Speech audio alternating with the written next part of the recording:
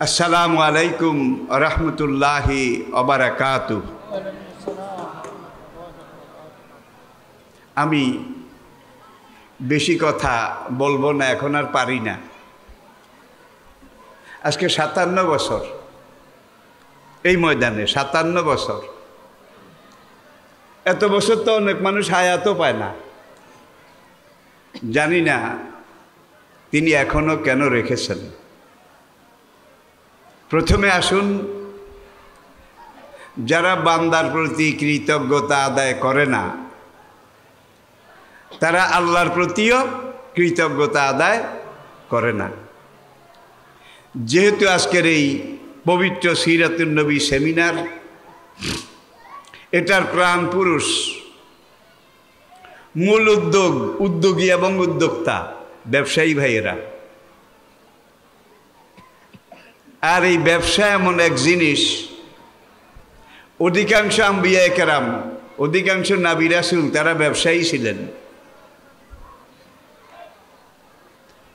নবীজির অধিকাংশ সাহাবায়ে কেরাম, নবীজি নিজেও ব্যবসায়ী ছিলেন। কি ছিলেন? ব্যবসায়ী ছিলেন। কারণটা কি? কুল মা ইনদাল্লাহি খায়রুম মিনাল লাহবি ওয়া মিনাত তিজারা আল্লাহু খায়রুর রাজিকিন। সর্বোচ্চ, সর্বোত্তম, সর্বশ্রেষ্ঠ রিজিক দাতা কে? রিজিকের মালিক কে? আল্লাহ। قال رسول الله صلى الله عليه وسلم تسعة أعشار الرزق في التجارة। সরকার দো আলম হুজুর নবী করিম সাল্লাল্লাহু আলাইহি ওয়াসাল্লাম ইরশাদ করেছেন, আল্লাহ পাক বান্দার রিজিককে 10 ভাগে ভাগ করেছেন। কয় ভাগে?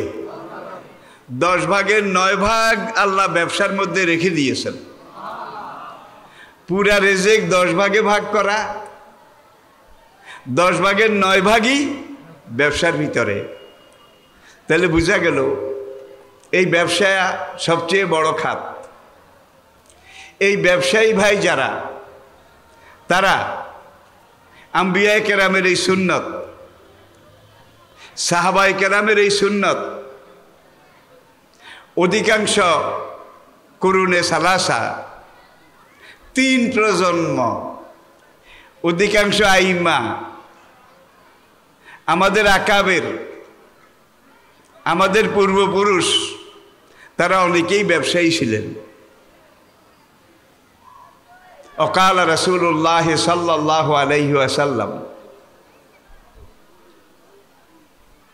আত-তাজিরু সুদুকুল আমিন কানা মা ইয়া ফিল জান্নাহ।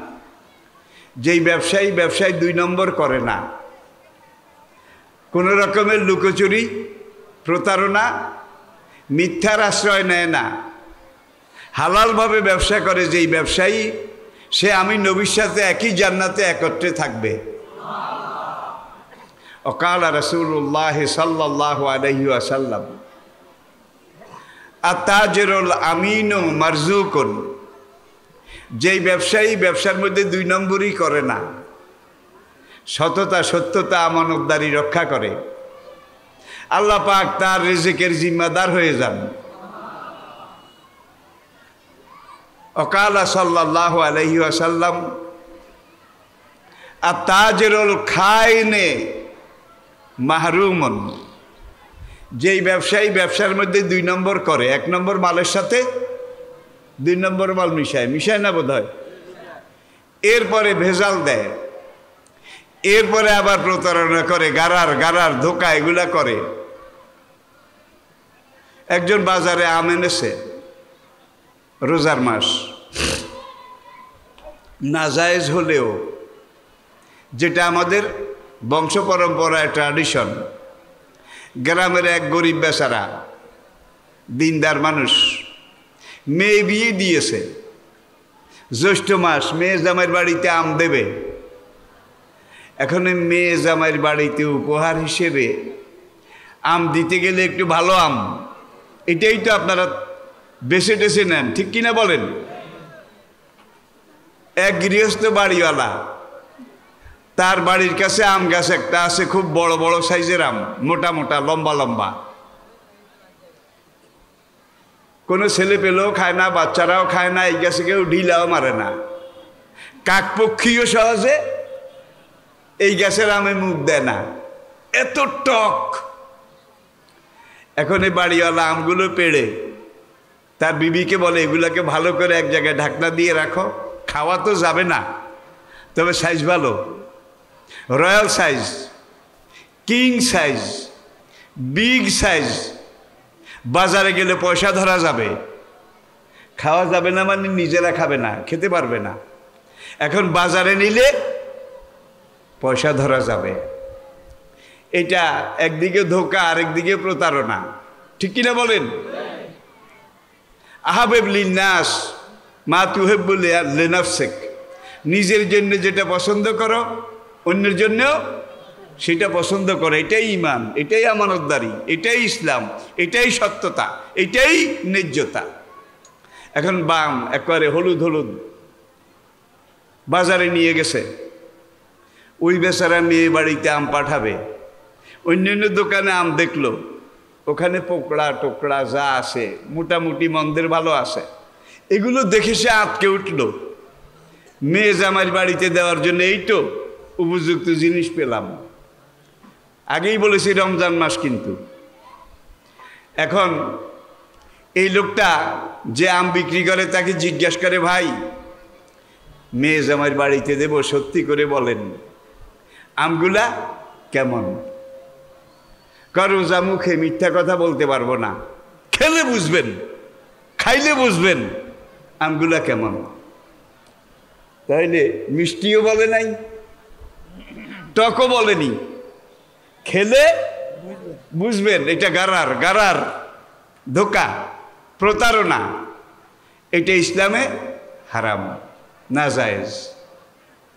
ভাই বাড়িতে নিয়েছে বেচারা, মোটা দাম দিয়ে, মূল্য দিয়ে। ইফতারের সময় বলে যে আগামীকালকে তো পাঠাবো, একটা কেটে একটু দেখি। সেখান থেকে একটু মুখ লাগিয়ে, বেচারা আর বেচারি এখন দুনিয়াতে নাই। এই আম মেয়ে জামাইয়ের বাড়িতে পাঠালে মান ইজ্জত কিছুই থাকবে না। এমন প্রতারণা, ধোঁকা, রোজা মুখে। আপনিও রোজাদার, আমিও রোজাদার, মিথ্যা কথা বলতে পারবো না। কেমন আম খাইলে বুঝবেন? খেয়ে ভালো করে বুঝছে বেচারা, যে বুঝার আর কোনো শেষ নেই, কুল কিনারা নেই। সুতরাং ব্যবসায়ী ভাইদের জন্য আমরা দোয়া করি প্রাণ খুলে, হৃদয় উজাড় করে। আল্লাহ পাক নবীজি যেইভাবে বলেছেন, যেই কর্মপন্থা বলেছেন, সেই কর্মপন্থার দিক দর্শনগুলো গ্রহণ করে যেন হালাল পন্থায়, জায়েজ পন্থায়, আল্লাহর নির্দেশিত পন্থায়, নবীজির প্রদর্শিত নিয়মে ব্যবসা করতে পারেন। আর এর বরকতে আল্লাহ রাব্বুল আলামিন যেন আখিরাতে মা নবিয়িন ও সিদ্দিকিন ও শুহাদা, আরেক হাদিস, এই ব্যবসায়ীরা নবীদের সাথে যাবে জান্নাতে। কোথায়? ও শুহাদা, শহীদদের সাথে যাবে।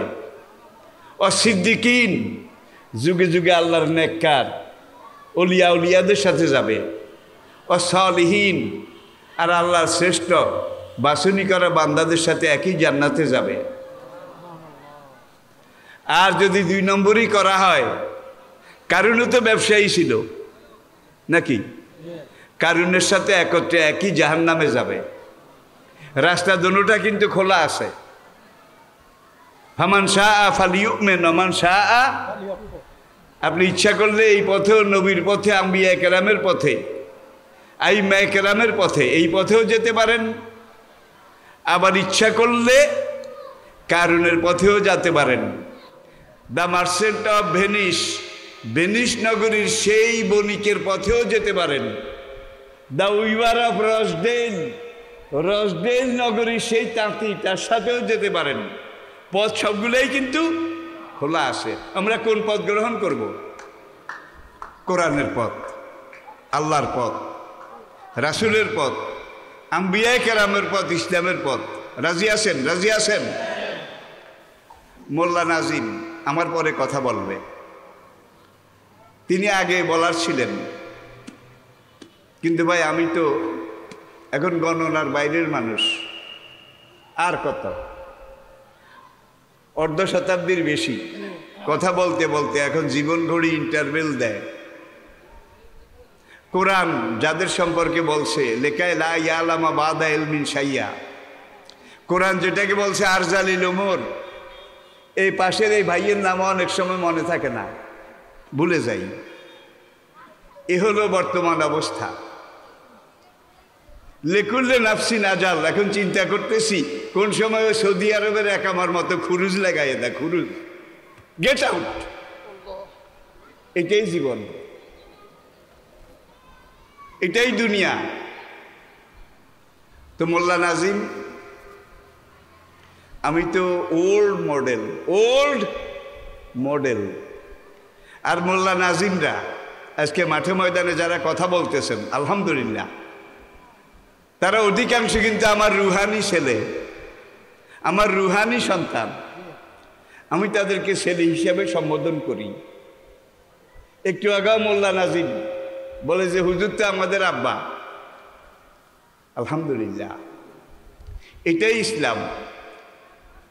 তো কমিটি চেয়েছিল আমাকে পরে দেবে, মোল্লা নাজিমকে আগে দেবে। আমি বিদ্রোহ করেছি। বিদ্রোহ বুঝেন? বিদ্রোহ, যে না, আমি তো বুড়ো মানুষ, অক্ষম মানুষ। আর মোল্লা নাজিম জাতীয় পর্যায়ে তার একটা গ্রহণযোগ্যতা আছে, একটা সুনাম আছে, শুধু জাতীয় পর্যায়ে নয়, আন্তর্জাতিক পর্যায়ে। আমার কথাগুলো ওল্ড মডেল, আর মোল্লা নাজিমদের কথাগুলো নিউ মডেল,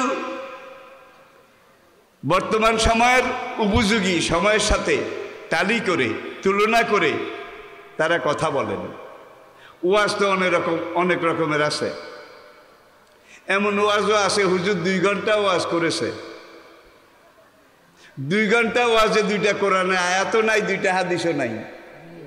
এমন ওয়াজ মাঠে আসে না? নাই, আছে, কিন্তু গলা আছে, তলা নাই। গলা আছে, তলা নাই। কোরআন যত আসবে, হাদিস যত আসবে, তত ওয়াজের মধ্যে বরকত হবে, রহমত হবে, কলবের মধ্যে এটা আসর করবে। ইন্না মিনাল বায়ানে লা সেহরা, হক কথা, সত্য কথা, কোরআনের কথা, এগুলোতে জাদুর মতো আসর করে। মেসমেরিজম, দিস ইজ মেসমেরিজম, এগুলো জাদু মন্ত্র। আল্লাহ পাক এই মাহফিলকে কবুল করুন, এই মাহফিলকে ব্যবসায়ী ভাই সহ আমাদের সবাই নাজাতের উসিলা করে দিন। আজকের এই সিরাতুন নবী সেমিনার, এটাকে আমাদের সবার হেদায়েতের জরিয়া, হেদায়েতের মাধ্যম হিসাবে আল্লাহ রাব্বুল আলামিন মেহেরবানি করে কবুল করে নিন। 3টা কথা বলবো, তাওহীদ, রিসালাত, আখিরাত। বলার মধ্যে কোনো নতুনত্ব নাই। আদমও এই কথা বলেছেন, তাওহীদ, রিসালাত। নূহ এই কথা বলেছেন নাকি?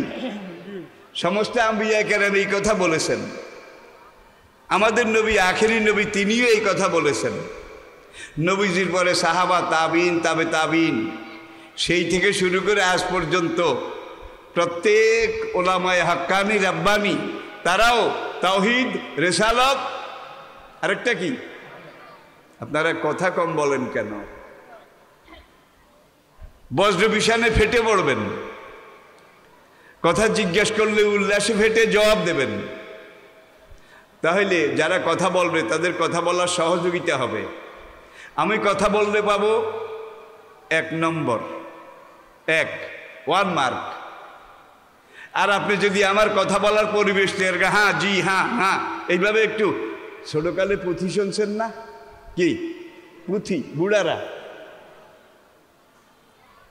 লাখে লাখে সৈন্য মরে কাতারে কাতার, সুমার করিয়া দেখি 50,000।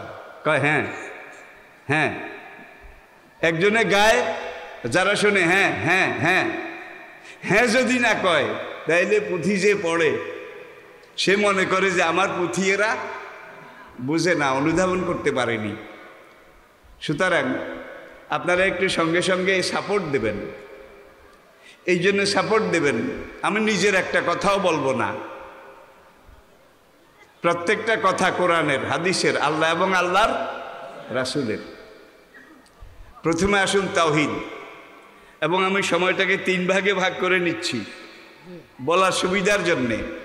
তাওহীদ, একত্ববাদ, সভরেন্টি অফ অলমাইটি আল্লাহ, মহান রব্বুল আলামিনের সার্বভৌমত্ব, এককত্ব,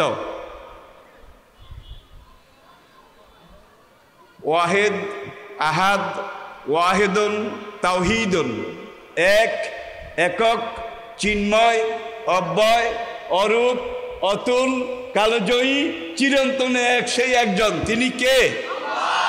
লা ইলাহা ইল্লাহু, লাম ইয়ালিদ ওয়ালাম ইউলাদ ওয়ালাম ইয়াকুল লাহু কুফুয়ান আহাদ।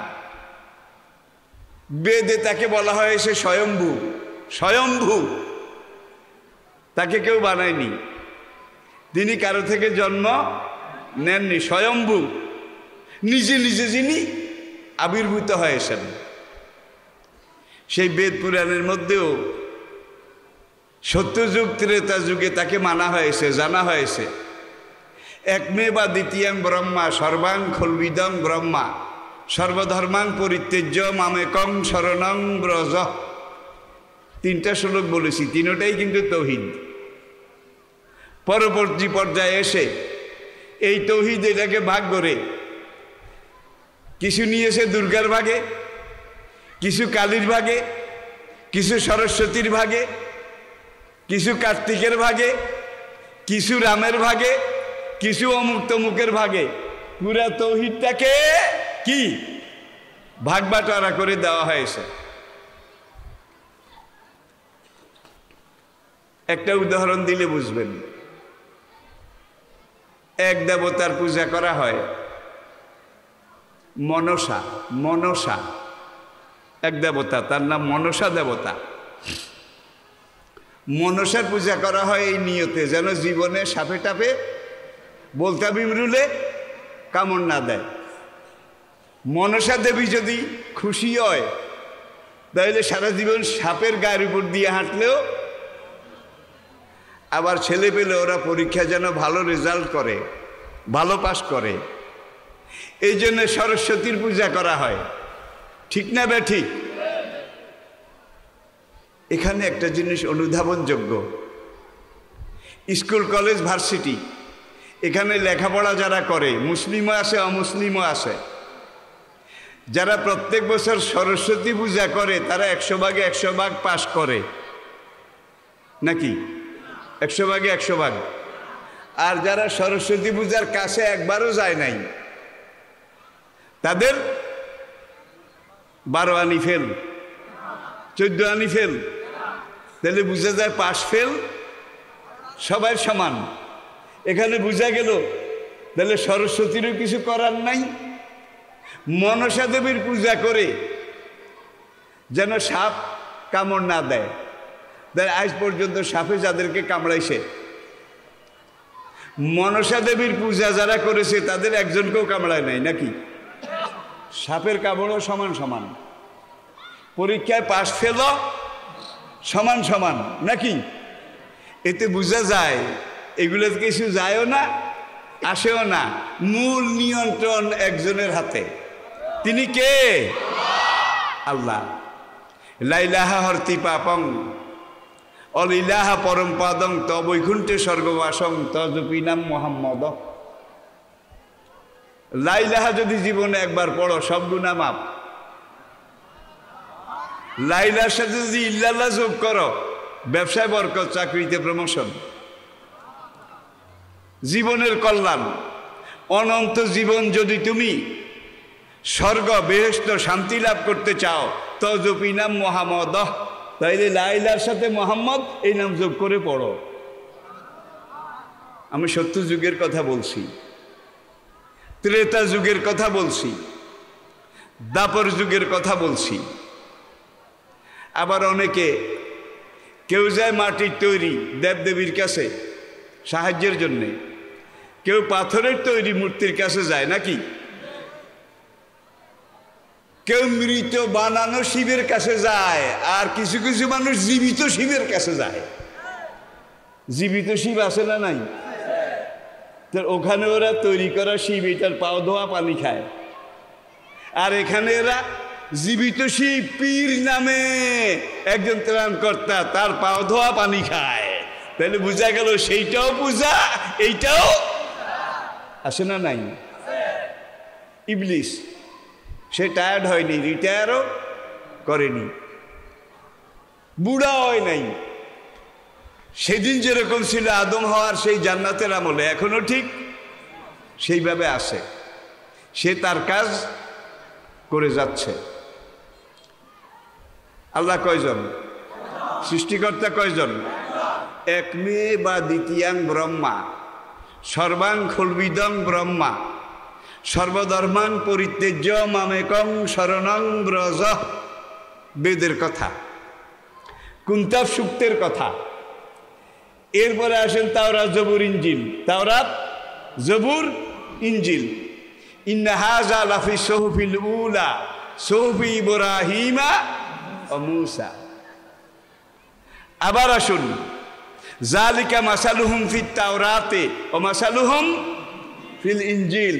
তাওরাত, জবুর, ইনজিল এই থেকে শুরু করে ইব্রাহিম আলাইহিসসালাম তার আগের পরের নবী সবার কাছে সব যুগে আমি একটা কথাই বলেছি, আন্নাহু ইলাহা ওয়াহিদ লা ইলাহা ইল্লাহু। সেই আল্লাহ এক, চিন্ময়, অব্যয়, অরূপ, অতুল, কালজয়ী, চিরন্তন। তিনি একাই একক, একাই পরম, একাই চরম, একাই সব কিছু। আর সেই আল্লাহ পুরাণ হয় না। সে আল্লাহকে বাদ দিয়ে যেসব গয়রুল্লাহ, অখোদা, যেগুলোর পূজা পার্বণ করা হয়, এগুলার লাইফ গ্যারান্টি 1 বছর। 1 বছর পরে এগুলাকে পানিতে ফেলে দেওয়া লাগে নাকি? এগুলা টায়ার্ড হয়ে গেছে, ইনভ্যালিড হয়ে গেছে। এখন আর ভক্তদেরকে সহযোগিতা করার, আমার আল্লাহ বুড়া হয়ে গেছে কি লাড়িবাদ দিয়ে আনে। হুয়া লাভবালো অল আখেরো অজাহেরো অল বাতেন অহুয়া আলা করলে। কোটি কোটি বছর আগে তিনি যেমন ছিলেন এখনো ঠিক তেমন আছেন। ফার্সি ভাষায় আল্লাহর ফার্সি তর্জমা খোদা।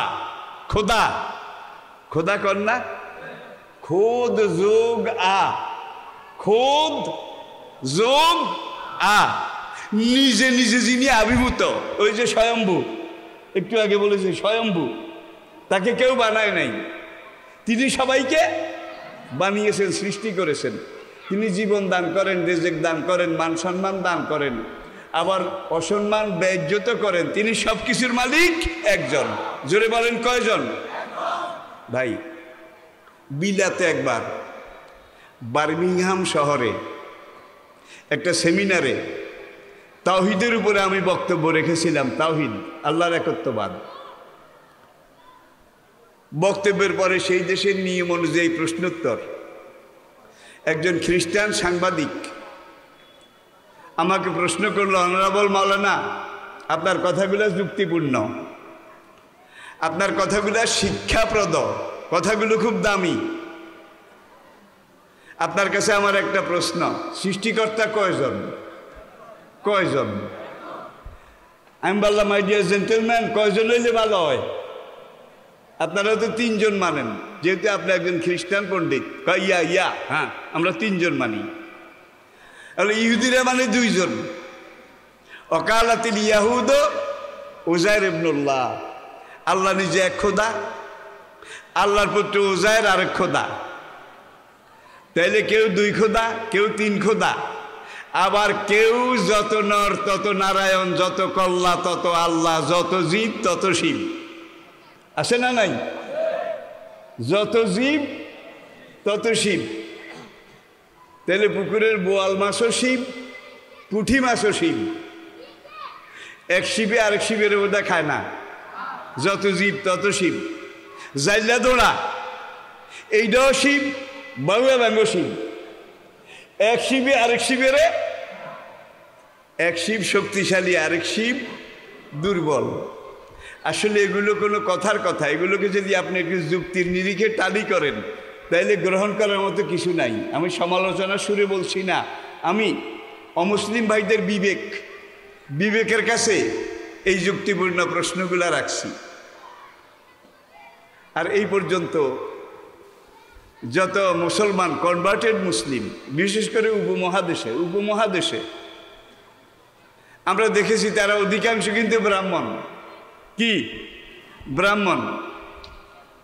ভগবান শিব শক্তি থেকে শুরু করে আজ পর্যন্ত এরা সব ব্রাহ্মণ। কারণ তারা গীতা পড়ে, বেদ পড়ে। কুন্তাব সূক্তের মধ্যে 120টা শ্লোক আছে। কয়টা? 120টা। 120টা শ্লোকের মধ্যে 80টা শ্লোকে আল্লাহ, আল্লাহ রাসূল এবং আখেরাতের কথা বলা আছে। তাইলে তাদের কিতাবে কয় কি আর তারা করে। তো ভদ্রলোক আমাকে বলল যে আসলে স্রষ্টা কয়জন? সে বলে 3 জন।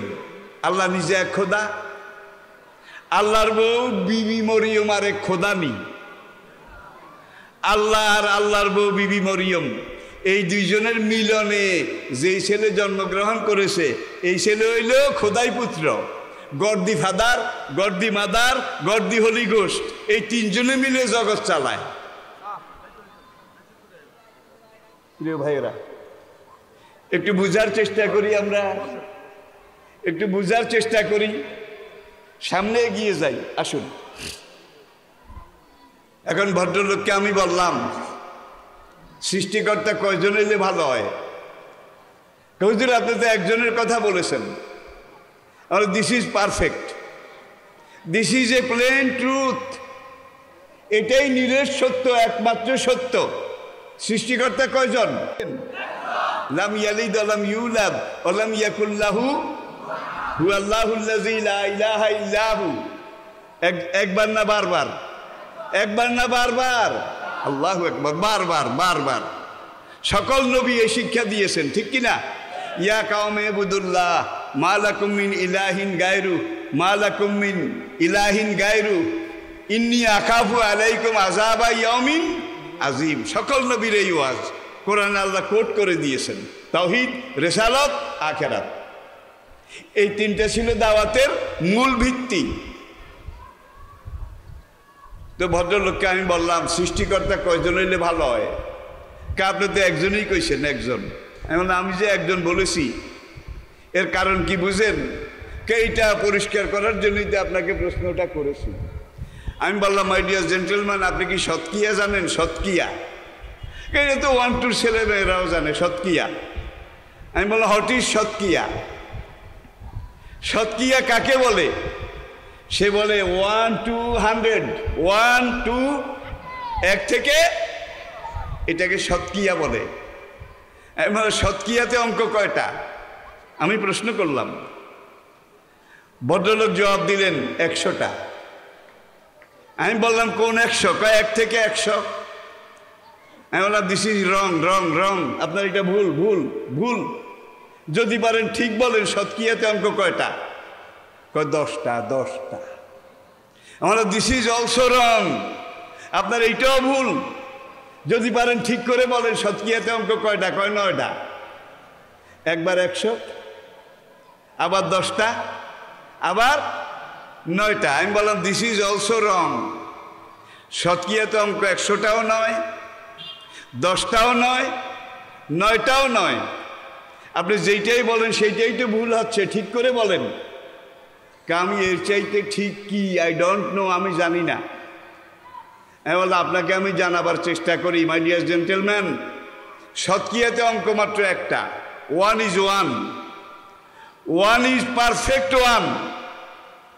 এক চিন্ময় অব্যয় অরূপ অতুল কালজয়ী চিরন্তন চিরশাশ্বত। সৎকিয়াতে অঙ্ক মাত্র একটা, সেটার নাম কি? 1। জোরে বলেন। আমি ভদ্রলোককে বুঝাচ্ছি আর কি, আপনাদের সামনে কোট করি। কতক্ষণ বলার পরে ভদ্রলোক বলে, অনারেবল মাওলানা, what do you mean by with two? দুই বলতে আপনি কি বুঝেন?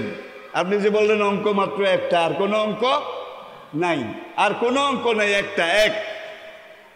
তখন আমি বললাম, 2 = 2, 1 + 1 = 2, 1 + 1 সমান সমান কি? আমি বুঝতে পারলাম না। Another example please. আমি বললাম, মাই ডিয়ার জেন্টলম্যান, আপনি আমাকে বলেন 5 অর্থ কি? 5 অর্থ 5। বলে এত সস্তা নয়, 5 অর্থ 1 5 বার, 1 5 বার লিখে যোগ করলে যোগফল যেটা হবে সেটার নাম কি? আমি বোধহয় বুঝাইতে পারি না, কঠিন হয় নাকি? 1 + 1 + 1 + 1, 5 বার 1 লিখে যোগ করলে কি হবে? এটার নাম 5। ভদ্রলোক বলে, আমি বুঝি না। আপনি বলেন 6 অর্থ কি? 6 অর্থ 6। আমি বললাম, এটাও তো আপনার সে আগের কথা, লাভের লাভ কিছু হলো না। 6 অর্থ 6 নয়, 6 অর্থ 1 6 বার। আমি বুঝি না। আমি বললাম, আমি 1 মানি না, 1 জানিও না, 1 স্বীকারও করি না, আপনি আমার একটা 2 দেন। কি? 1 জানি না, 1 মানি না, 1 স্বীকারও করি না, আপনি আমাকে একটা 2 দেন। ইয়া ইয়া, ওরা ইয়েসকে বলে ইয়া। হ্যাঁ হ্যাঁ, এতক্ষণে বুঝেছি। 2 দিতে হইলে আগে কি লাগবে? 1 লাগবে। যার জীবনে 1 নাই সে 2 পাবে কোথায় বলেন? 1 আগে মানতে হবে, জানতে হবে। 1 2 বার লিখলে কি হবে? 2 হবে। আমি বুঝি না।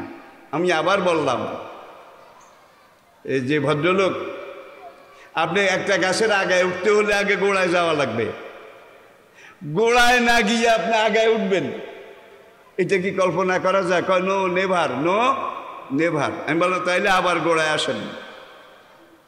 সৎকিয়াতে অঙ্ক মাত্র একটা, আর সব কিছু এই 1 থেকে সৃষ্টি, 1-এর বিস্তৃতি, 1-এর লীলা খেলা। ভদ্রলোক এবার হেসে বলল, মাই ডিয়ার জেন্টলম্যান, অনারেবল মাওলানা, এইবার আপনি যেই যুক্তি দিছেন, আসলে 1 না মানলে তো 2ও নাই, 3ও নাই, 4 বোধহয় আছে, একটাও নাই। যার জীবনে 1 আছে তার জীবনে 2 আছে। যে 1ই মানে না সে 2টা পাবে কোথায়? আগে 1 2 বার বলতে হবে, তারপরে কি হবে? 2 হবে। এইবার বলে, what do you mean by with 0 0? সৎকিয়াতে তো 0 আছে, 0। শূন্যের কি অর্থ করবেন? হলো 0 = 0, 0 ইজ নাথিং। 0 অর্থ হলো 0, কিছুই না, এটা কোনো 1 পয়সাও দাম নাই। No no never, but 0 is something. এমন no no, but 0 is nothing. আমি বলি 0 নাথিং, 0 কিছুই না। ভদ্রলোক বলে 0 ইজ সামথিং। আমি বললাম, এক্সাম্পল প্লিজ। সেটা একটা 1-এর সামনে একটা 0 দিলে 10 গুণ বাড়ে। কত? 1-এর ডান দিকে সামনে একটা 0 দিলে, 0 দিলে কত হয়? 2। 1-এর সামনে 2টা 0 দিলে কয় না? 3টা দিলে, 4টা দিলে তার কথাই নাই। এইভাবে হিসাব করতে করতে million million million billion trillion আপনি হিসাব করতে পারবেন, ঠিক কিনা বলেন? কিন্তু 0 ব্যবহার করতে হইলে আগে কি লাগবে? 1 লাগবে। কয় আমি বুঝি না, আমাকে একটা উদাহরণ দেন। বলে 1 মানেন তো? 1 মানেন তো? কয় মানাইলেন তো। ঠেলা কথা, মানাইলেন তো। আমরা রাইট ডাউন প্লিজ 1। ভদ্রলোক ডায়েরি বের করে 1 লিখলো ডায়েরিতে। আমি বলে, এইবার 1-এর বাম দিকে একটা 0 লিখুন, বাম দিকে পেছনে। ভদ্রলোক 1-এর বাম দিকে পিছনে 0 একটা দিল। আমি বললাম, রিড ডাউন প্লিজ, কত হয়েছে পড়েন। কয় 0 1। এমন ইনক্লুড অ্যানাদার, বাম দিকে আরেকটা 0 দেন দিছে। এমন রিড ডাউন কত? কয় 001। এমন ইনক্লুড অ্যানাদার, 3টা দেন। কত? কয় 001। আমি বললাম, আরো দেন। কয় লাভ নাই, 1 is 1, পারফেক্ট 1। দেখা যায় জিরোর কোনো দামই নাই। একটু পরে আবার কয় জিরোটা বাম দিকে দিয়ে তো আমার ঠেকাইছেন। হুজুর আপনার যদি সৎসাহস থাকে তাহলে জিরোটা ডান দিকে একের সামনে দেওয়ান। এমন খুশি হন নাকি? কয় ইয়া ইয়া বাম দিকে ডান দিকে দেওয়ান। বলে এইটা কাটুন, আবার লিখুন ওয়ান। আবার লিখলো। তাহলে এইবার ওয়ান, তার ডানে ইন রাইট সাইড একটা জিরো লিখুন। লিখছে। ভাই এখন খালি হাসে, দিস ইজ 10 10 10। চিটাঙ্গে লোকেরা একবারে খুশিতে ফটফটতে হয়ে গিয়ে, ফটফটতে হয়ে গিয়ে কে যে 10 10 শূন্য একটা দিছি 10। আমি বলে অ্যানাদার প্লিজ, আরেকটা দেন। কে দিস ইজ 100। বলে another please, K this is 1000 1000। আমি বলে এইবার আমি আমার একটু ডাই নিলাম। আমি বললাম read down please, all or nothing, all or nothing, কিচ্ছুই না, কিচ্ছুই না। তাহলে এককে যদি মানেন, এককে যদি জানেন, এককে যদি জীবনে গ্রহণ ধারণ করেন, তাহলে আপনার জীবনের যোগ ঠিক, বিয়োগ ঠিক, পূরণ ঠিক, ভাগ ঠিক, হিসাব ঠিক, অঙ্ক ঠিক, সংসার ঠিক, দুনিয়াদারি ঠিক, সব কিছু ঠিক। আর যদি এককে না জানেন, এককে না মানেন, তাহলে আপনার জীবনে ডাইনেও শূন্য, বামেও শূন্য, শূন্য শূন্য মহাশূন্য। আপনার জীবনের এক পয়সা এক কানা করিও দাম নাই। জোরে বলেন ঠিক কিনা? সে এক আল্লাহকে মানতে রাজি আছি তো। রেসালত, নবুয়ত, তিলকার রসুল ফাদ্দালনা বাদুহুম, কয় না বাদুহুম আলা বাদ। তৃতীয় পারা শুরু, দেখে নেবেন। এক এক রাসূলের, এক এক নবীর এক একটা এক এক রকম বৈশিষ্ট্য ছিল। আদম থেকে হুজুরের আগের নবী ঈসা আলাইহিস সালাম পর্যন্ত হাজার হাজার হাজার হাজার বছরে এক একজন নবীকে আল্লাহ এক একটা বৈশিষ্ট্য দিয়েছিলেন। আর আদম থেকে ঈসা পর্যন্ত সকল নবীর সকল বৈশিষ্ট্য, সকল গুণাবলী একত্র করে একজন নবী, শেষ নবী রহমতুল লিল আলামিনকে দিয়েছেন। আমি আবার বলছি, আই রিপিট, আদম থেকে ঈসা পর্যন্ত যুগে যুগে এক এক নবীর এক একটা বৈশিষ্ট্য গালেব ছিল। আর আমাদের নবীকে আল্লাহ পাক যে রিসালত পরিপূর্ণ, যে সিরাতুন নবী পরিপূর্ণ, আদম থেকে ঈসা পর্যন্ত সকল যুগে সকল নবীকে যত গুণাগুণ বৈশিষ্ট্য দিয়েছিলেন, আমাদের নবীর ভিতরে একা এর সব কিছু আল্লাহ দিয়েছেন। এই জন্য আমাদের নবী সাইয়্যিদুল আম্বিয়া, আমাদের নবী সাইয়্যিদুল মুরসালিন। ঠিক কিনা বলেন? আদম আলাইহিস সালাম নবী ছিলেন, তার 4টা প্রজন্ম আদম দেখেছেন। কয় প্রজন্ম? 4টা। ছেলে, ছেলে ছেলে, তার ছেলে, তার ছেলে, নাতি পুতি সাথী লাডি, নাতি পুতি সাথী লাডি। এই 4টা প্রজন্ম, 4টা জেনারেশন আদম দেখেছিলেন। আদমের তবিয়ত ছিল সাফাই, সাফাই, নির্মলতা, স্বচ্ছতা। আল্লাহ পাকের একটা হুকুম অমান্য করেছিলেন। কয়টা? নাকি বেশি বেশি? ওলা তাকরাবা, সব খাও, অকুলা মিনহা রাগাদান হাইসো সে তোমা, তুমি আর তোমার বউ হাওয়া এই জান্নাতে উন্মুক্ত, অবারিত, সব খাও যেখান থেকে ইচ্ছা। ওলা তাকরাবা, কিন্তু ওই একটা গাছ, ওর কাছে যেও না, ওর ফলও খেও না। ইবলিস এই গাছটাকেই টার্গেট করলো। আপনারা জানেন, আমি শুধু একটু মনে করাই দিচ্ছি। এখন ইবলিস প্রথম আদমের কাছে গেল, কাঁদতে কাঁদতে একেবারে 1000 দানার তসবিহ, আজানুলম্বিত জামা, বিলম্বিত শ্বশ্রু, বিরাট পাগড়ি, বুজুর্গ দি গ্রেট, পীর সাহেব দি গ্রেট, এই সুরত নিয়ে তসবিহ পড়তে পড়তে বেহেশতের ড্রেনের ভিতর দিয়ে ঢুকেছে। কেমন হুজুর? ড্রেনের ভিতর দিয়ে ঢুকে এখন আদমের সামনে গিয়ে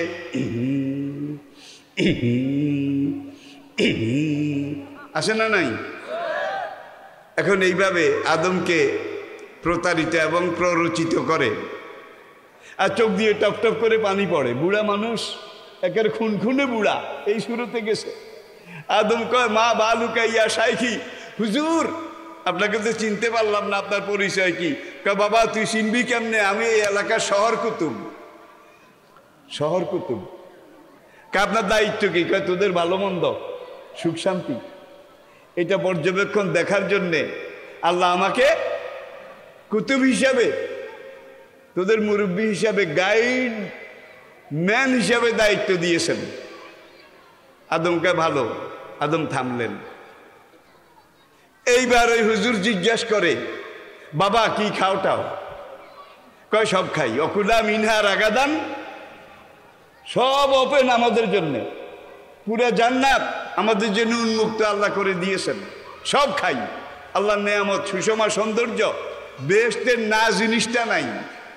কি একটা জিনিসের অভাব আছে বেহেশতে, সেটা হলো না বা নাই, এই জিনিসটার অভাব, আর কোনো জিনিসের অভাব নাই। আমি কি বুঝাতে পেরেছি?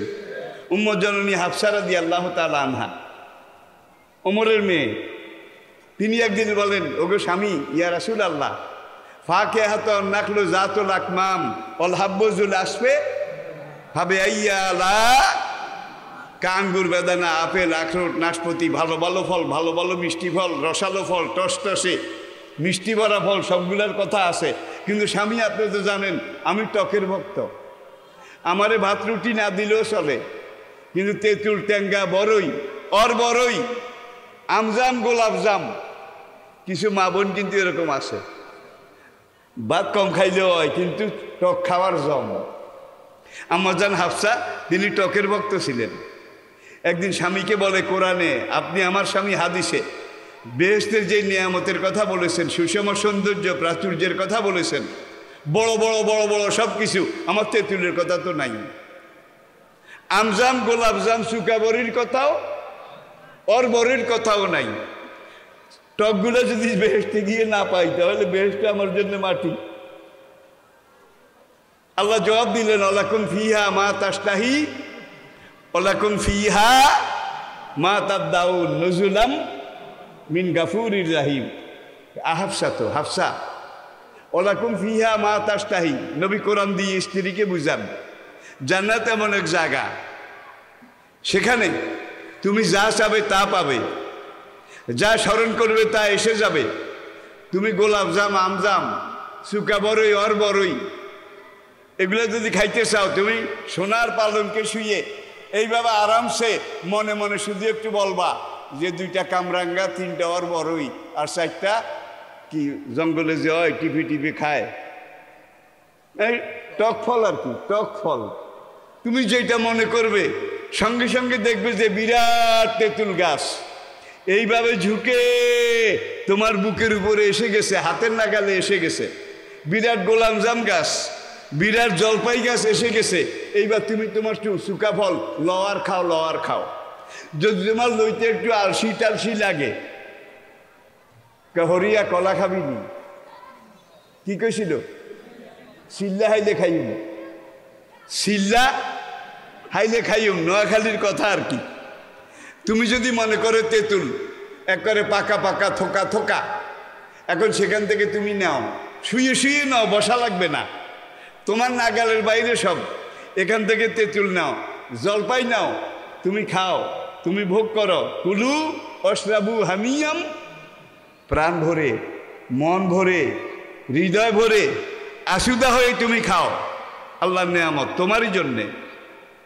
আর যদি মনে করো খোসা ছিলতে একটু ঝামেলা, বিসি ফেলতে একটু ঝামেলা, মনে মনে কইবা খোসা বিসি এগুলোতে একটা ঝামেলা, আমি এগুলোর মধ্যে নাই, তাহলে দেখবা তেঁতুলের কুয়া কুয়া রোয়া রোয়া হয়ে খোসাও নাই, বিসিও নাই, রোয়া রোয়া হয়ে আসবে আর তোমার মুখের মধ্যে ঢুকবে, আসবে আর তোমার মুখের মধ্যে ঢুকবে। শিলাও লাগবে না, বিসিও ফেলা লাগবে না, খোসাও ফেলা লাগবে না, মনে মনে যেটা কল্পনা করবে সেটা সেইভাবে এসে তোমার মুখের মধ্যে ঢুকবে।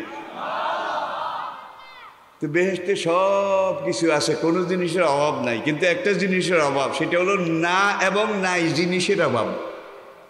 কি না? এটাও নাই, নাই এইটাও নাই। মা তাশতাহি আনফুসুকুম, যেটা চাবেন সেটা আছে। শেষ কথা আখেরাত। আপনাদের বোধহয় অসুবিধা হয়। মোল্লা নাজিম তো ওয়েটিংয়ে আসে, আমার তো এখন সিরিয়াল আউট হয়ে গেছে, কারণ জীবনের এমন পর্যায়ে শুরুতে বলেছি শেষ কথা আখেরাত। আখেরাত সকল আম্বিয়া একরাম তারা যে দাওয়াত দিয়েছেন, তাদের দাওয়াতে 3টা পিলার ছিল, 3টা পিলার। ইয়া কাওমে ইবুদুল্লাহ মা লাকুম মিন ইলাহিন ইন্নী আখাফু, হু এম আই, কে আমি, হোয়াট ইজ মাই আইডেন্টিফিকেশন, আমার পরিচয় কি, ইন্নী আখাফু, আল্লাহর পক্ষ থেকে আমি একজন নবী হিসাবে, প্রেরিত হিসাবে, একজন প্রেরিত প্রতিনিধি হিসাবে তোমাদের ব্যাপারে আশঙ্কা করছি কিসের, আযাবা ইয়াউমিন আযীম। একটা আয়াতে তাওহীদ, রিসালাত, আখিরাত। সকল নবী এই দাওয়াত দিয়েছেন 3টা ভিত্তির উপরে, 3টা পিলারের উপরে। পিলার 3টা, তাওহীদ, রিসালাত, আখিরাত। এখন আখিরাত নিয়ে আবার একদল নাস্তিক, যুগে যুগে মানুষ আল্লাহকে অস্বীকার করেছে, এখন বোধহয় করে না, একদল আসে না নাই, আখিরাতকে অবিশ্বাস। আচ্ছা, আল্লাহ যে নাই এটা আজ পর্যন্ত কোন নাস্তিক, একজন নাস্তিক বোধহয় প্রমাণ করতে পেরেছে কি নাই? এটা কোনো নাস্তিক প্রমাণ করতে পারেনি। বরং সে যদি তার নিজের দিকে চায়, তার দেহের শরীরের ভিতরের দিকে তাকায়, কিভাবে পর্যায়ক্রমে আল্লাহ ডিএনএ মাটির এই ডিএনএ থেকে মা এবং বাবা একবার যখন মিলিত হয়েছে, একবার মা এবং বাবা, নর এবং নারী, তাদের যৌন মিলনে একবারে যেই বীর্যটুকুন বের হয়, কোরআন যেটাকে বলেছে মাইন দাফেক, মাইন দাফেক, আলাম ইয়াকুন নুতফাতাম মিন মনি, বীর্য, একবারে যেটা বের হয়, পুরুষের একবারের মিলনে যেই বীর্যটুকুন বের হয়, একবারের এই বীর্যের মধ্যে 84 লক্ষ শুক্রকীট বের হয়, একবারের মিলনে 84 লক্ষ। আর মায়ের ইয়াখরুজু মিন বাইনিস সলবে ও তারাইব, মায়ের বক্ষদেশ আর শিরদাঁড়া দুইটার মাঝখান থেকে মায়ের যেই বীর্যটা বের হয় নারীর, এখানে 34,000 ডিম্বাণু। রিপিট, পুরুষের 84 লক্ষ শুক্রকীট একবারে, আর নারীর 34,000 ডিম্বাণু। এখন এই 34,000 থেকে একটা ডিম্বাণু নারীর জীবনকোষ, আর 84 লক্ষ থেকে একটা পুরুষের ডিম্বকোষ। এই দুইটা বের হওয়ার সঙ্গে সঙ্গে কাকড়ার মতো একটা আরেকটাকে খোঁজে, দৌড়াদৌড়ি করে কে কোনটাকে ধরবে। এই ধরতে ধরতে যখন একটা গিয়ে আরেকটার মুখামুখি হয়, এইভাবে জড়ায় ধরে, জড়ায় ধরলে ওই বীর্যটা আটা আটা, লাসা লাসা। আল্লাহ পাক এদের জড়ানো অবস্থায় রেখে এটাকে ওই আটা গাম এটার প্যাকেটের মধ্যে একটা বড়ির মতো করে মায়ের জরায়ুর ভিতরে ঢুকাই দেন। 40 দিন 40 রাত্র পরে এই বীর্যের ফোঁটাটাকে আল্লাহ পাক ফাখালাকনান নুতফাতা আলাকাতান, একটা রক্তের ফোঁটায় পরিণত করেন। আবার 40 দিন 40 রাত্র গেলে ফাখালাকনাল আলাকাতা মুদগাতান, আল্লাহ এই রক্তের ফোঁটাটাকে একটা গোশতের টুকরায় পরিণত করেন। আবার 40 দিন 40 রাত্র এটা মায়ের জরায়ুর মধ্যে ঘুরে, রক্ত সমুদ্রের মধ্যে ঘুরে সাঁতার কাটে। আবার 40 দিন 40 রাত্র যাওয়ার পরে ফাকাসাউনা ফিহা ইজামান, আমি আল্লাহ ওই গোশতের টুকরাটাকে এইভাবে টেনে টুনে শেবডা লম্বা এইভাবে বিভিন্ন সাইজ করে ভিতরে হাড্ডি ঢুকাইয়া দেই। আবার 40 দিন 40 রাত্রে যাওয়ার পরে ফানাফাক্তু ফীকা মির রূহি, আমি আল্লাহ তোমার দেহের ভিতরে আদম আরওয়া থেকে রূহটা পাঠাই দেই।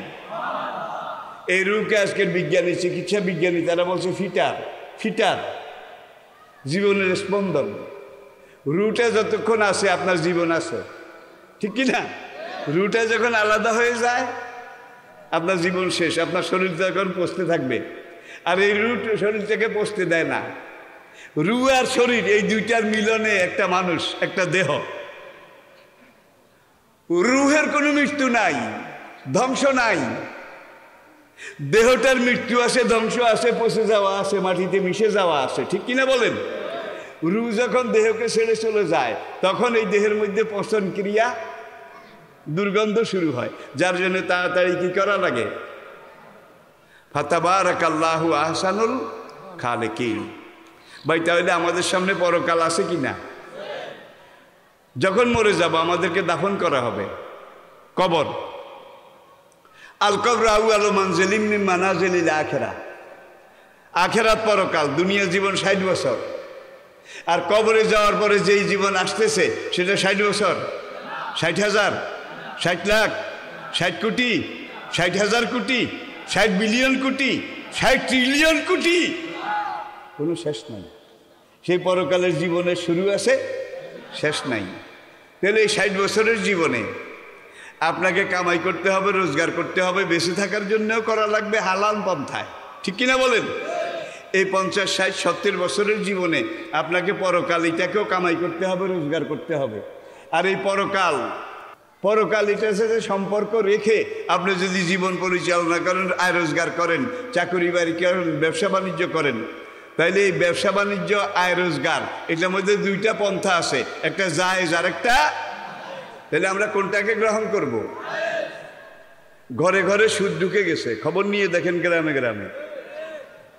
একদিকে বাড়ি বাড়ি ভিক্ষা করে, আরেকদিকে এই ভিক্ষুক, এই ভিখারিনী সুদের উপরে টাকা লাগায়।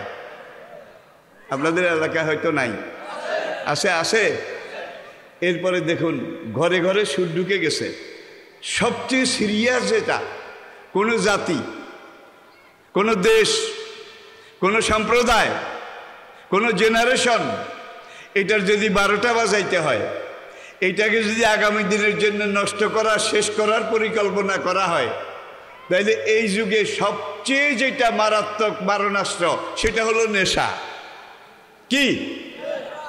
আজকে যুবক তরুণ তারা নেশার মধ্যে, অনেকেই, সব না, অনেকেই আসে না নাই, আসে না নাই। কুল্লু মস্কার হারাম, শেষ কথা। আপনি যখন এই নেশাটা খাবেন, আল্লাহ এই জন্য হারাম করেছেন, গাঁজা, আফিং, ভাং, মদ, তারপরে হিরোইন, ইয়াবা, পপি, আরো নাম না জানা অনেক অনেক অনেক যুবক আজকে এটার মধ্যে আসক্ত, ঠিক কিনা বলেন? আর এই মদ, গাঁজা, ফেন্সিডিল, ইয়াবা এগুলো খেলে আল্লাহ এই জন্য হারাম করেছেন। প্রথম আপনার হার্টে অ্যাটাক করে, এরপরে আপনার লিভারে অ্যাটাক করে, এরপরে আপনার কিডনিতে অ্যাটাক করে, এরপরে আপনার গোল ব্লাডারে অ্যাটাক করে, আপনার লাংস, ফুসফুসের মধ্যে অ্যাটাক করে, সর্বশেষ রক্তের মধ্যে গিয়ে যখন অ্যাটাক করে তখন কিডনিটা বিকল হয়ে যায়। এইগুলো যখন বিকল হয়ে আসে, 40 বছর হলেও যৌবন, 40 পর্যন্ত যৌবন, তারা যুবক। আমার এলাকায় এইভাবে নেশা খেয়ে 40-এর আগে কয়েকজন মরে গেছে। কিন্তু এই নেশা খেয়ে আরেকটা মারাত্মক যেটা, যুবক ভাইয়েরা অ্যাটেনশন প্লিজ, আমার কাছে কত রকমের মানুষ আসে। কিছুদিন আগে এক মহিলা আসলেন, হুজুর আমি এখন কি করব? আল্লাহ, মা কি বলেন, কি বলতে চান? কয় ছেলেটারে এর আগে 2টা বিয়ে করাইছি, একমাত্র ছেলে, 2টা বউ চলে গেছে, এখন আবার আরেক জায়গায় দেখতেছি, এখন এরা রাজি হয় না। আমরা কেন রাজি হয় না? কারণটা কি? কয় 2 বউ চলে গেছে, তৃতীয় পক্ষ রাজি হয় না। কয় আর হলার বলে সেইটা নাই, সেইটা বুঝছেন কি যুবক ভাইয়েরা? আমি একটা সিরিয়াস কথা বলেছি, আপনার সেক্সুয়াল পাওয়ার, যৌনশক্তি পর্যন্ত এই মদ, নেশা, গাঁজা, ফেন্সিডিল এগুলাতে একবারে জিরো, একবারে মাইনাস, শেষ করে দিচ্ছে। এরপরে যারা কিডনি দুর্বল, হার্ট দুর্বল, বাল্ব দুর্বল, এরা আগামী দিনে এই যে এখন এই নির্বাচনের কাজ শুরু হয়েছে, আপনারা যখন এনাদের মতো আমাদের মুরব্বী হবেন, বাবা হবেন, তখন কিন্তু আপনাদের heart affected, bulb affected, liver affected, প্রত্যেকটা অঙ্গের মধ্যে উলিয়ে ধরেছে। গুনগুন্যা ছিলেন তো, প্রত্যেকটা অঙ্গের মধ্যে গুনগুন্যা উলিয়ে ধরেছে। এগুলোর ভিতরটা করে ফাঁপা হয়ে গেছে। এখন আপনি নিজে নিজের ভালো মন্দ বুঝতে পারেন না, চলতে পারেন না, জাতির নেতৃত্ব আপনি কিভাবে দেবেন? যার জন্য দাজ্জালের সর্বপ্রথম সবচেয়ে বড় পরিকল্পনা হলো মুসলমানরা যে জিনিসগুলো নিষেধ করেছে এগুলোকে আগে সেখানে ঢুকায় দাও। আর ইসলাম ওই জিনিসগুলোকে নিষেধ করেছে যেগুলো তাদের দেহের জন্য ক্ষতিকর, দম্পতির জন্য ক্ষতিকর, পরিবারের জন্য ক্ষতিকর, সমাজের জন্য ক্ষতিকর, দেহের জন্য ক্ষতিকর। আসেন শেষ কথা, এইবার আদমকে ইবলিস জিজ্ঞাসা করলো, বাবা ভালো আছো তো, খাওটা? হ্যাঁ হ্যাঁ, রাগাদান হাইছো সে তোমা একবারে প্রাণ ভরে খাই। কিছু মানা টানা নাই তো? কই একটা গাছ, আল্লাহ বলছে অলা তাকরাবা, ওই গাছের কাছে যেও না, ওর ফলও খেও না। এখন ইবলিস হুজুর এইভাবে মাথা লাড়ে, বটেই তো, তাই তো। আদম কি হুজুর কি হয়েছে? কেবাটে যেটা আসল জিনিস, যেটার মধ্যে আবে হায়াতের পানি আছে, যেই গাছের ফলের রস এক ফোঁটা খাইলে মানুষ কিয়ামত পর্যন্ত হায়াত দ্বারা মৃত্যুঞ্জয়ী হয়। কোনোদিন একটা পেশরা, একটা খাসনি পর্যন্ত হবে না, রোগ ব্যারাম তো দূরের কথা। বেটা আমি খাইছি, আমি জানি আল্লাহর নিয়ত, তবু আল্লাহর নিয়ত বেশি ভালো না, তোদেরকে বেহেশতে বেশি দিন রাখতে চায় না, যার জন্য আসলটা নিষেধ করেছে। বেটা আমি খাইছি, আমি জানি। আদমের একটু সন্দেহ হইল, কিরে বাবারে, খাইলে আমার লাভ হবে, আমার বউর লাভ হবে। দেখা যায় আমাদের চেয়ে তার গরজ বেশি। বাংলা একটা প্রবাদ আছে, গরজ বড় বালাই। আদম এইবার লা হাওলা ফাতাহাল্লা আদম এইভাবে এসেছে, লা হাওলা ওয়ালা কুওয়াতা ইল্লা বিল্লাহ। এটা যখন পড়া শুরু করেছে পিসাব দিছে দৌড় ওই ড্রেনের দিকে বাইর হয়। আদমকে মা বালু কাইয়া সাইকে, হুজুর জান কে? বেটা আমার উজু ছুটে গেছে, আমি উজুটাকে আবার রিকনস্ট্রাকশন দোহরাই পুনর্নির্মাণ করে আসি। বাইরে আসি, চল আরো আমাকে লাহাওলার যে ক্ষেপণাস্ত্র, মারণাস্ত্র, অল্পের জন্য বেঁচে গেছি। দেখা যায় আদমের কাছে গিয়ে কাম উদ্ধার করা যাবে না। লেডিস চ্যানেলে একটু কাজ করে দেখি। লেডিস চ্যানেল বুঝেন? ঢাকা সচিবালয়ে যান, পাসপোর্ট অফিসে যান, এই বড় বড় গুরুত্বপূর্ণ অফিসগুলোতে যান, দেখবেন যে লেডিস প্রিপারেশন।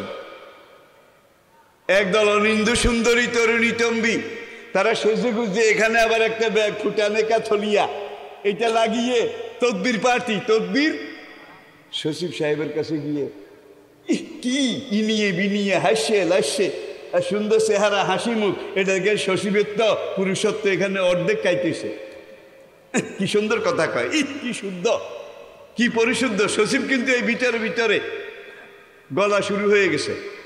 এইবার এই দুই চার কথা বলার পরে ফাইলে দস্তখত, আসল কাম হইল এটার নাম লেডিস প্রিপারেশন। পুরুষ দিয়ে না পারলে মহিলা দিয়ে।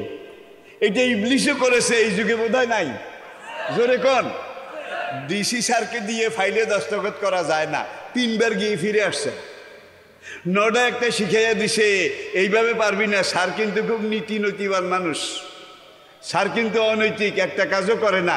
তুই একটু স্যারের বউর লগে কথা কর, স্যারের বউরে যদি রাজি করতে পারস, স্যার যত তাল গাছ, যত বিরাট গাছ হোক, বউ যদি একবার স্যারের কয়, কিল্লা ফতে আসে না নাই? জরুরি আসে না নাই? এটাকে বলা হয় লেডিস প্রিপারেশন। এখন ইবলিস, হাওয়া ছিলেন আরেক জায়গায়, এখন কাঁদতে কাঁদতে জিকির করতে করতে মা হাওয়ার কাছে গেছে। এখন ইবলিসের চোখ দিয়ে পানি পড়তে পড়তে দাড়ি ভিজে গেছে। ইবলিস হুজুরের কান্দা দেখে মা হাওয়াও কান্দে। কি আদমের কাছে গিয়ে এত কান্দলো, এত কিছু করলো, আদম তো কান্দে নাই। আপনাদের গ্রামে একটা মেয়ের বিয়ে হচ্ছে, আগ হয়ে গেছে, খাওয়া দাওয়া হয়ে গেছে। এখন মেয়েটাকে কন্যা সম্প্রদান, যেটাকে বলা হয় কন্যা সম্প্রদান, গাড়িতে উঠাই দেবেন, পালকিতে উঠাই দেবেন, বরপক্ষকে দিয়ে দেবেন সামনের জীবনের জন্যে। এখন মেয়ে কান্দে, মেয়ের মা কান্দে, খালা কান্দে, ফুফি কান্দে। আশপাশের বাড়িতে মেয়েরা, মহিলারা তামসা দেখতে আসছে, ওদের কান্দন দেখে তারাও কান্দে। পুরুষ কিন্তু একজনও কান্দে না, ঠিক না বেশি? এনসাইক্লোপিডিয়া ব্রিটানিকা লিখেছে একজন পুরুষ 1 ঘন্টা নিঃশ্বাস প্রশ্বাসে যেই পরিমাণ অক্সিজেন ব্যবহার করে একজন নারী গড়ে ব্যবহার করে তার অর্ধেক। ইসলামের ফৌজদারি আইনে একজন পুরুষের সাক্ষীর সমান কি 2 জন নারী। অধিকার খর্ব করা হয় নাই। পুরুষের লাগে 1 ঘন্টায় যেই পরিমাণ অক্সিজেন গড়ে নারীদের লাগে তার অর্ধেক।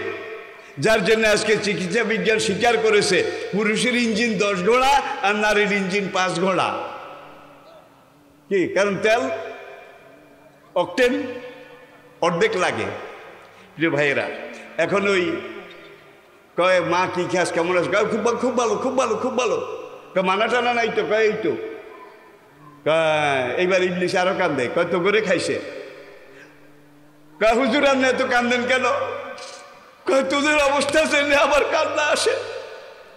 গোপাল ভাঁড়ের কিচ্ছা যারা শুনছেন, নবদ্বীপের রাস্তা দিয়ে গোপাল যায়, ল্যাংটা নেংটি একটা পড়েছে, নিতম্ব দোনোটা বাইরে, পিতা মরে গেছে।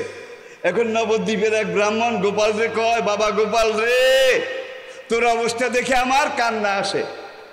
গোপালও তো কম না, সে বলে বটেই তো বটেই তো, তাই তো তাই তো ঠাকুর মশাই মুখুজ্জে মশাই আমার বাবা মরার আগে সবসময় আমাকে বলতেন আমি মরে গেলে তোর দুঃখে শিয়াল কুত্তাও কাঁদবে। কোনখানে লাগাইছে খেয়াল করছেন? এখন আদম আর হাওয়ার দুঃখে ইবলিশ কাঁদে শিয়াল কুত্তার মতো। এখন কয় মা এই এই চিরদিন বাঁচবি, চিরযৌবনা হবি, এই হবি সেই হবি। এত ভালো জিনিস, তাইলে আমরা কি করবো? কয় দরকার। কয় না, আমার তো বিয়ে হয়েছে। আল্লাহর আইন হলো বিয়ে হলে স্বামীর অনুমতি ছাড়া যাওয়া যাবে না, খাওয়া যাবে না, কিছু করাও যাবে না। একটা মশলা শিখে নিলেন কিন্তু। কয় তোর স্বামীরে তো আমি কইছি পাত্তা দেয় না, মা তুই একটু আমার লগে আয়, আমার হয়ে তুই একটু তোর স্বামীরে ক। এবার হাওয়ারে লইয়া গেছে কার কাছে? আদম যেখানে তাশরিফ রেখেছেন সেখানে গিয়ে এখন হুজুরও কাঁদে, হুজুরের কাঁদা দেখে হাওয়াও কাঁদে, আদম কিন্তু কাঁদে না। এখন রাগে অনুরাগে হাওয়া বলে, আসলে তোমরা পুরুষ জাতি বড় কঠিন, বড় নিষ্ঠুর, এত বড় হুজুর আমাদের দুঃখে এত কাঁদা কাঁদে আর তোমার মনটা গলে না। অনেকবার এইভাবে বলার পরে এখন হাওয়ার কান্দন দেখে কিন্তু আদমের পুরুষত্ব এটার মধ্যে আস্তে আস্তে ধস নেমেছে। হাওয়া তুই কান্না থামা, খাবো না না খাবো আমি পরে চিন্তা না, আমার কান্দা থামে না, হুজুরের কান্দা দেখে আমার কলিজা ফেটে যায়। এই যুগে এরকম হুজুরের মুরিদ বিশ্বাসী আসে না নাই? জোরে কন, আসে না নাই? জোরে কন, জোরে কন। প্রিয় ভাইরা, এইবার হাওয়ায় কয় স্বামী তুমি যদি খাও তাহলে হুজুরও খুশি হবে, আমিও খুশি হব। আর হাওয়ার চোখের পানি, এটা কিন্তু আদম সহ্য করতে পারলেন না। একটা হলো মুস্কি হাসি আর একটা হলো চোখের পানি। এই দুইটা নারীর সবচেয়ে বড় অস্ত্র। যুবক ভাইয়েরা ভালো করে শুনে নাও, কেবল হাঁটে হাঁটে এখানে হাঁটতে হাঁটতে প্রেম করিও না, জন্মের ঠকা ঠকবা, সারা জীবনের জন্য কানবা, পস্তাবা। তোমার বাবা মা অভিভাবক, তাদের অভিজ্ঞতা তোমার চেয়ে অনেক পরিপক্ক, তাদের উপরে রেফার করবে, নিজেরা চয়েস করিও না। আর বোধহয় সামনে যাওয়ার দরকার নাই।